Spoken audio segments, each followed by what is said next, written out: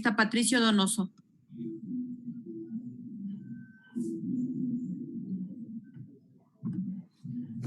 Muchísimas gracias, señora presidenta encargada de la sesión. He de agradecerle puntualmente, pues, su paciencia ha servido para que logre finalmente tener una conexión de internet adecuada acá donde vivo. He pasado algunas horas desconectado y, por supuesto, he seguido la asamblea, la sesión por radio.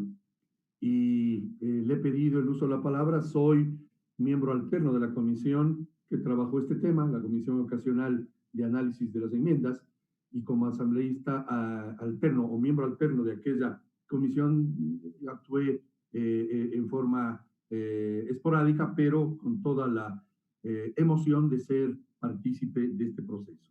Debo agradecerle a usted, por supuesto, presidenta encargada. Y por supuesto de felicitar a Elizabeth Cabezas, presidenta de la Comisión de Enmiendas, que ha hecho conjuntamente con los miembros, me excluyo yo, por supuesto, un muy buen trabajo. Y también me complace el felicitar al doctor Pablo Dávila Jaramillo, que ha hecho un muy buen trabajo en aquel comité interinstitucional que ha recabado más de 300,000 firmas para que estemos este momento aquí en la Asamblea Nacional debatiendo estas enmiendas a la Constitución. Y de acuerdo al procedimiento, por supuesto, deben pasar de aquí del primer debate, cuando se lo cierre, 90 días para el segundo debate y, por supuesto, llegar a aquello que se denomina referéndum, de acuerdo al artículo 442 de la Constitución Política del Estado, y hacer valer aquí el viejo adagio, Vox Populi, Vox Dei, la voz del pueblo es la voz de Dios, y tendrá que el pueblo pronunciarse oportunamente, ojalá antes del advenimiento del nuevo gobierno. Felicito también, por supuesto, a los expresidentes de la República, Rosalía Arteaga, Gustavo Noboa, y a otros actores de este proceso, Hernán Pérez Luz, entre otros. Entrando en materia, yo voy a pronunciarme en este primer debate en forma idéntica a la que he hecho, a la que he venido haciendo desde siempre. Incluso desde la época en que en Montecristi se preparaba la Constitución que hoy nos rige.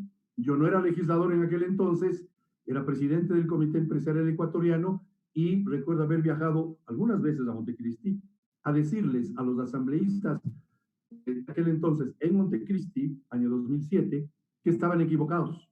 Y viajé en representación de los gremios de la producción, a mucha honra, y les dije en varias ocasiones que se equivocaban al crear este quinto poder del Estado, que el desobedecer a Montesquieu era un error. Y el tiempo me ha dado la razón. Y miren que han pasado muchos años y seguimos discutiendo si debe o no existir el Consejo de Participación Ciudadana y Control Social. Por lo tanto, lo que hoy voy a decir, que va a ser corto, en relación a la existencia del Consejo de Participación Ciudadana y Control Social, lo he pensado siempre. Creo que fue un error y hay que remediarlo más bien, y remediarlo democráticamente, como corresponde.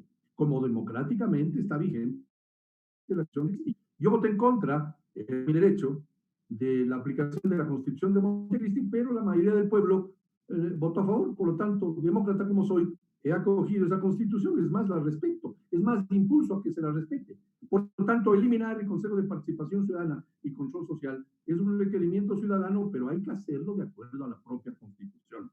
Por eso es que he procedido a felicitar a quienes han preparado no solamente la recolección de aquellas 300,000 firmas o más de la gente, del pueblo, sino el preparar el documento y, por supuesto, a la comisión en tratarlo. Concuerdo con aquellas opiniones de que el Consejo de Participación Ciudadana y Control Social básicamente sirvió para aquello de los nombramientos de las entidades u organismos de control. Y eso no me parece muy justo, no me parece nada justo. Por lo tanto, sí estoy de acuerdo en que no exista ese Consejo de Participación Ciudadana y Control Social. Lo expresé hace 13 años, incluso un poquito más, y lo vuelvo a expresar hoy y lo he expresado siempre. Bien, vamos al tema de la bicameralidad. Yo sí estoy de acuerdo con la bicameralidad y voy a dar 4, quizás 5 razones, con respeto, por supuesto, a quienes opinan diferente.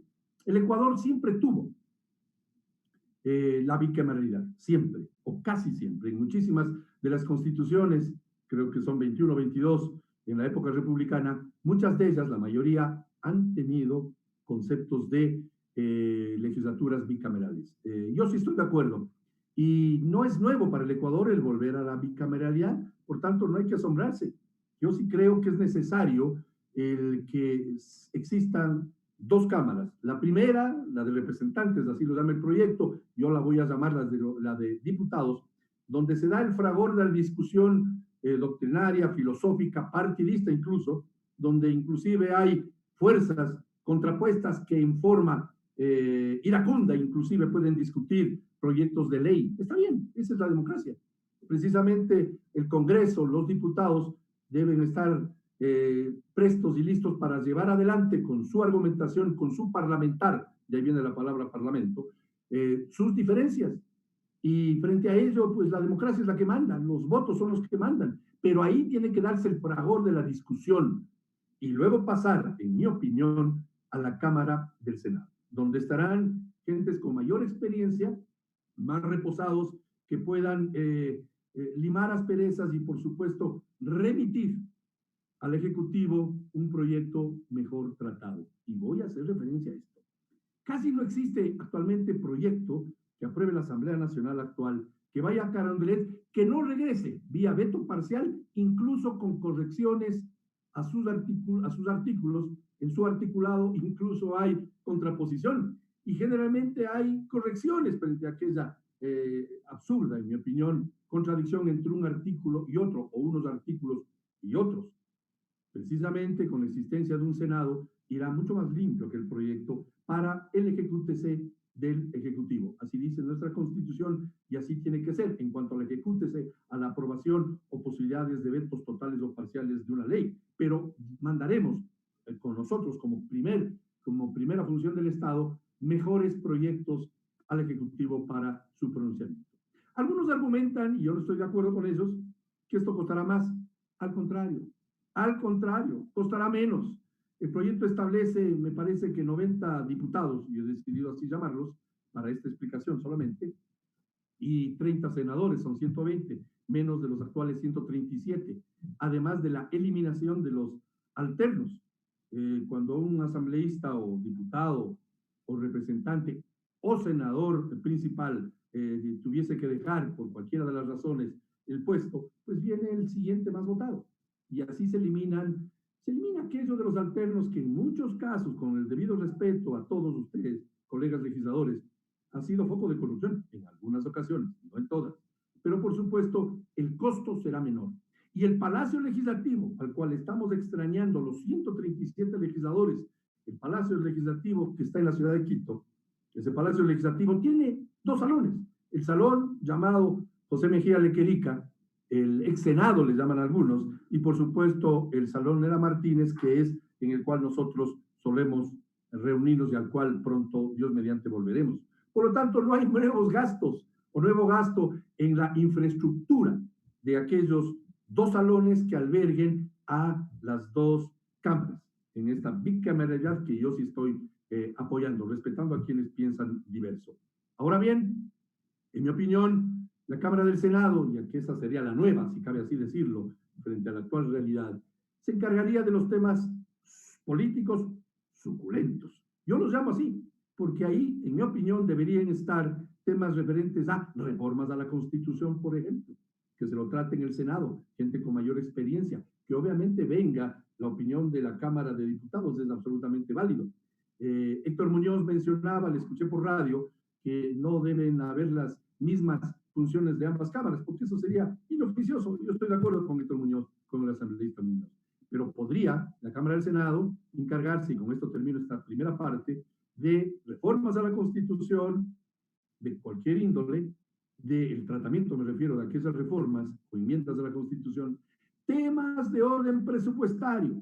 La aprobación del presupuesto general del Estado debería ser parte del trabajo de la Cámara de Senadores, con mayor experiencia, con mayor sopesamiento de lo que es un tema tan sensible como es el presupuesto general del Estado. El manejo económico, de acuerdo a la Constitución, le compete exclusivamente al Ejecutivo, pero el Legislativo tiene aquello de la aprobación del presupuesto general del Estado. Y en las 8 ocasiones que he estado yo en la Asamblea, en los 8 años me refiero, que he estado en la Asamblea y que ha habido el tema inherente a la aprobación de los presupuestos de los diferentes años, 2013, 14, 15, 16, 17, 18, 19 y 20, siempre han habido problemas. Yo creo que esa debe ser una gestión de la Cámara del Senado. Y finalmente los juicios políticos también, porque son temas sensibles, delicados, que sí ameritan la experiencia que eventualmente tendrán o tendrían aquellos que sean senadores de la República a futuro. Finalmente, una sola opinión sobre el tema de la Fiscalía. La presidenta del Consejo de la Judicatura, en el informe que escuché y que leí, por supuesto, hace mención, María del Carmen Maldonado, hace mención a que el problema mayor es un tema presupuestario. La propia fiscal general de la Nación, Diana Salazar, a la cual felicito por su trabajo, se ha quejado en reiteradas ocasiones de que falta presupuesto para cubrir la falta de fiscales. Hace un par de meses quizás le escuché a la doctora Diana Salazar hacer mención de que faltaban como 500 fiscales. Y eso solamente se subsana, más allá del trabajo profesional, con dinero, con un buen presupuesto. Y frente a ello, concuerdo parcialmente con el tema inherente a la fiscalía, a la vindicta pública, la que tiene que acusar, la que tiene el trabajo de hacer precisamente la vindicta pública. Con estas opiniones, presidenta encargada, Ana Belén Marín, cumplo con mi deber como ciudadano y como asambleísta de decir mi opinión sobre estos tres hechos que están inmersos en la petición de aquellas 300.000 personas que alientan las reformas o enmiendas a la Constitución y que alientan el referéndum que en su momento, ojalá lo más pronto posible, deba haber sobre este tema.